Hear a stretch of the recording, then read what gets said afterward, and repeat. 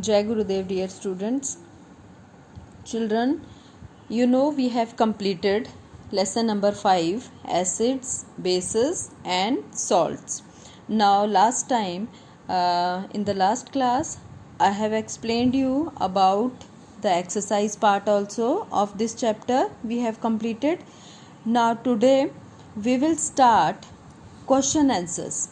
But before writing the question answers, first of all, you have to write in the column form all the names and their formulas given in this chapter. How? Suppose make two columns. First column you write name of the acid or base or whatever they are given in this chapter, just like this. Here is written hydrochloric acid. So in first column you write hydrochloric acid, okay, and in second column write its formula in this way. Understand? So in this way, from full chapter you can turn all the pages and see wherever they have given any of the formula, just like I'll tell you that here also HCl, I told you already, H2SO4, it is a sulfuric acid. Understand? And HNO3 is nitric acid. Its names are also given. Here you can see hydrochloric acid, this is sulfuric acid, and after that nitric acid, in this way. So write all the names and formulas in column form, okay. Here also it is given,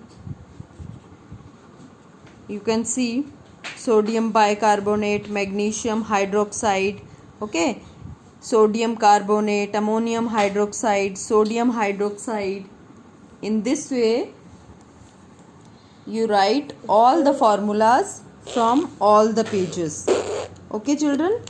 So that you can understand better, and these all the formulas are useful in your higher classes also, okay. Here also in this page also it is given copper sulfate pentahydrate, okay, and its formula is this one.